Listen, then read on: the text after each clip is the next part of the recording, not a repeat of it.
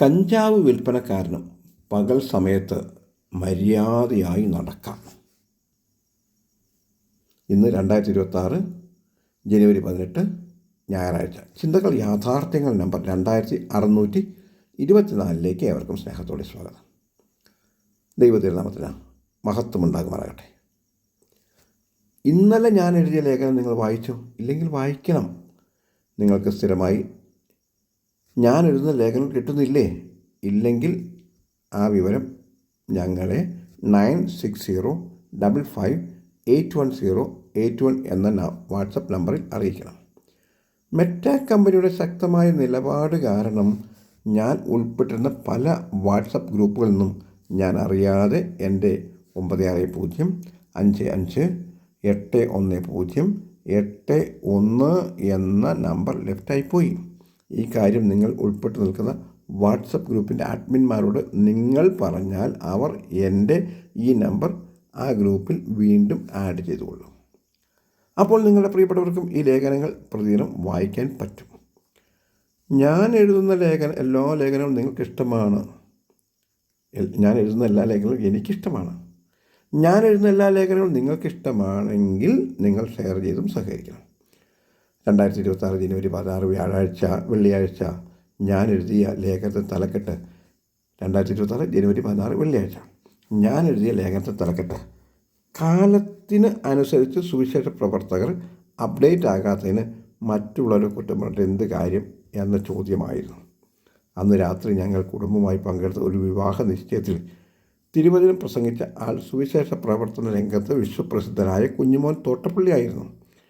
കയ്യിൽ ബൈബിൾ ഉണ്ടായിരുന്നു. എങ്കിലും മറ്റനേകർ ചെയ്യുന്ന പോലെ ബൈബിൾ നിവർത്തി പിടിച്ച് ബൈബിളിലെ കുറേ വാക്യങ്ങൾ വായിച്ച് സദസ്സിൽ ഇരുന്നവരെ കുറ്റപ്പെടുത്താതെ സൗമ്യമായ ഭാഷയിൽ പരമ്പരാഗത ശൈലി മാറ്റിവെച്ച് കുടുംബജീവിതത്തിൻ്റെ നെഗറ്റീവും പോസിറ്റീവും പറഞ്ഞ് മനസ്സിലാക്കി തരികയായിരുന്നു. നിങ്ങൾക്ക് വേണമെങ്കിൽ ആ പ്രോഗ്രാമിൻ്റെ ലിങ്ക് ഞാൻ അയച്ചു തരാം. പാട്ടുകാരുടെ ടീമിൽ അംഗമായി പാടുന്ന ഞങ്ങളുടെ മകൾ അസനത്ത് കണ്ണൻ്റെയും 2 പാട്ടുകൾ നിങ്ങൾക്ക് ആ ലിങ്കിൽ നിന്ന് കേൾക്കാൻ കഴിയും. അന്ന് ആ സദസ്സിൽ വന്ന കുറേയേറെ സുവിശേഷ പ്രവർത്തകരുടെ പേരുകൾ സഹോദരൻ കുഞ്ഞുമോൻ തോട്ടപ്പള്ളി അവിടെ പരസ്യമായി പ്രസ്താവിച്ചു. ആ കൂട്ടത്തിൽ ഷിബു കൊടുങ്ങല്ലൂർ എന്ന എൻ്റെ പേരും കേട്ടപ്പോൾ പലരും എന്നെ കാണാനും സംസാരിക്കാനും വന്നു. ഇപ്പോൾ ഞാൻ ലേഖനങ്ങൾ എഴുതുന്നില്ലേ, കിട്ടുന്നില്ലല്ലോ എന്നൊക്കെ പരിഭവം പറഞ്ഞു.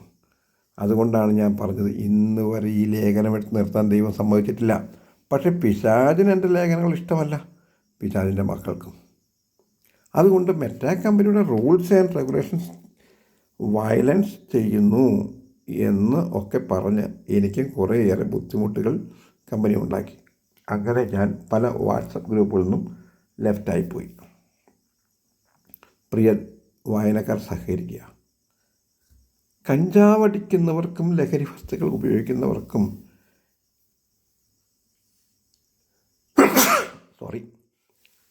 കാലാവസ്ഥ പ്രതികൂലം, രാത്രി പകൽ ഞായറാഴ്ച രാവിലെ വെളുപ്പിനായിപ്പോയല്ലോ, ക്ഷമിക്കുക. കഞ്ചാവ് അടിക്കുന്നവർക്കും ലഹരി വസ്തുക്കൾ ഉപയോഗിക്കുന്നവർക്കും കഞ്ചാവ് പോലുള്ള ലഹരി വസ്തുക്കൾ വിൽപ്പന നടത്തുന്നവർക്കും ചേർന്ന് പോകാൻ കഴിയുന്ന ഒരു കൂട്ടായ്മയുണ്ട്. അത് ഞങ്ങളുടെ കൂട്ടായ്മയാണ് എന്നാണ് ഇന്നലെ ഞാൻ എഴുതിയത്. ഇന്നലെ ഞാൻ ബൈബിളിൽ നിന്നും ഒരു വേശ്യാസ്ത്രീയെ നിങ്ങൾക്ക് പരിചയപ്പെടുത്തി.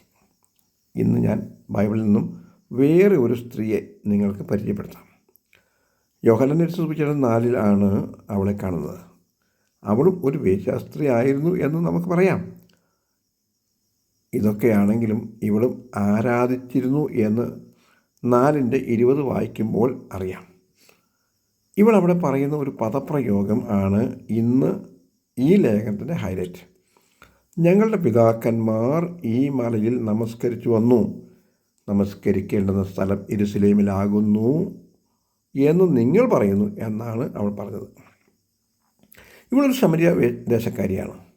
ശമരിയ ദേശക്കാരും ഇസ്രായേൽ ജനവും തമ്മിൽ അയിത്തമുണ്ട്, തൊട്ടുകൂടായ്മയുണ്ട്.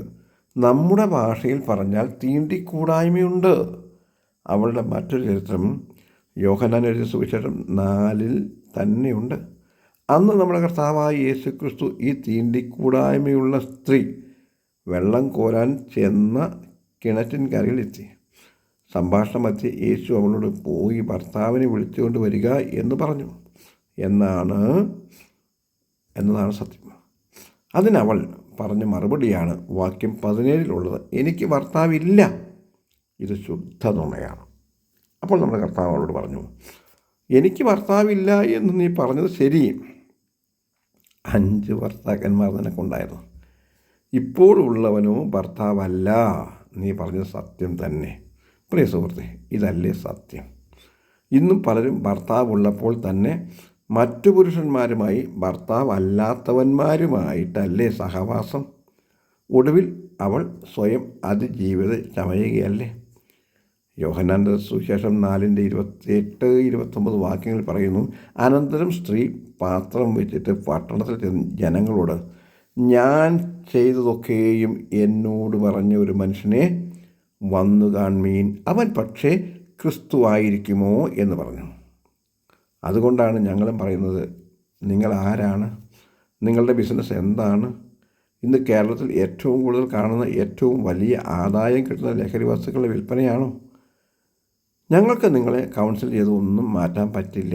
എന്നാൽ ഇതേ യോഹന്നാൻ തൻ്റെ 1-ാം ലേഖനം 1:7 പറയുന്നു, കർത്താവായ യേശു ക്രിസ്തു വെളിച്ചത്തിൽ ഇരിക്കുന്നത് പോലെ നാം വെളിച്ചത്തിൽ നടക്കുന്നു എങ്കിൽ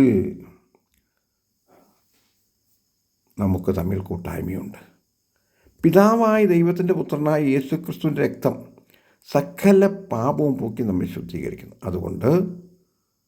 അതുകൊണ്ട് മാത്രം നിങ്ങൾക്കും ശുദ്ധീകരിക്കപ്പെടാം എന്ന് നിങ്ങളുടെ കൂട്ടുസഹോദരൻ ഷിപ്പു കൂട്ടുങ്കലും. ഞങ്ങളുടെ വാട്സപ്പ് നമ്പർ 9605581081. എല്ലാവർക്കും നല്ല ശുഭദിനം നേരുകയാണ്. ദൈവം എല്ലാവരെയും സഹായിക്കുമാറാകട്ടെ. ആമേൻ.